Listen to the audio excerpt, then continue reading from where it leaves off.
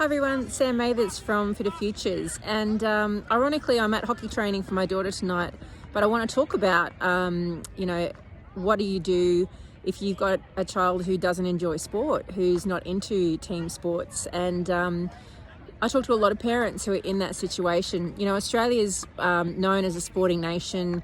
It's a massive part of our culture.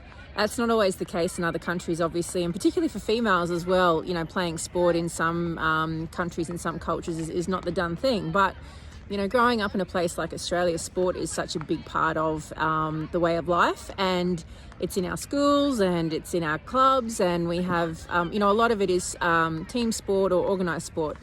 And that's great if you're someone who loves that sort of thing and you enjoy it. But I meet a lot of parents who have kids who don't love team sport.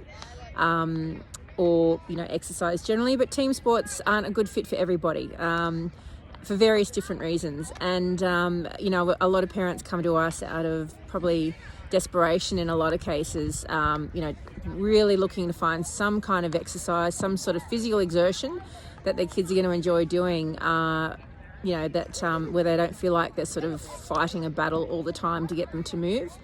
And it's really tricky. The studies show that, if we can get kids active and in the habit of exercising and exposed to lots of different types of exercise when they're younger, then there's a much greater chance that they will be active as an adult. The studies show that they are more active as adults if they've had that experience when they're younger. And, obviously if they're not getting exposed to some sort of exercise that has a level of intensity to it, so that's also really important, that they are doing some kind of exercise that elevates their heart rate, that makes them short of breath, that involves some resistance training. If they're missing out on that stuff, it's also going to have implications for them down the track. So they will be less healthy, I guess, as an individual. Obviously their cardiovascular systems won't be as good, their musculoskeletal systems won't be as strong, their bone density won't be as good, and we also know there's a strong link between exercise and managing depression, anxiety, stress, moods, all that sort of thing. So definitely in our experience we find that kids who haven't experienced success in that sort of physical realm, it does affect their confidence. So what do you do about it? I guess, trying to find that activity that they enjoy doing is the key. We have a lot of success with kids like that at Fitter Futures who, are not into sport and team sports haven't been a good fit.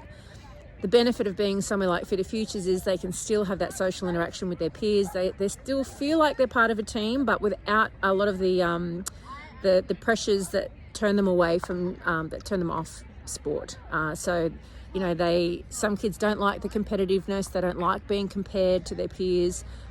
Socially, it might be difficult for them. They can come to Fitter Futures, still be with other kids, very much sort of work on an individual basis. So we like to tailor everything to the individuals we're working with.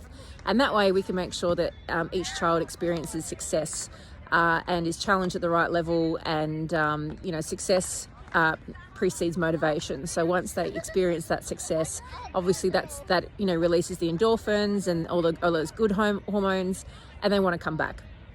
So what I say to parents is the biggest hurdle you'll probably have is just getting them to walk through the door to give it a try, and then after that we have a really high retention rate. And a lot of kids, Fitter Futures is their thing. Like, they don't play sport, but they come and train with us, and that's their thing. So I just wanted to say to all those parents out there who are struggling with this, there is hope and there are options out there. You do need to find something that is going to stress their bodies in a way that's going to be beneficial for them.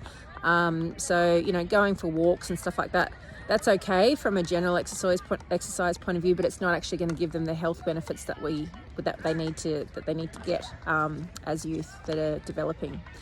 Anyway, guys, that's all from me tonight. I hope that's been helpful for those of you parents out there who are looking for, options to help your kids.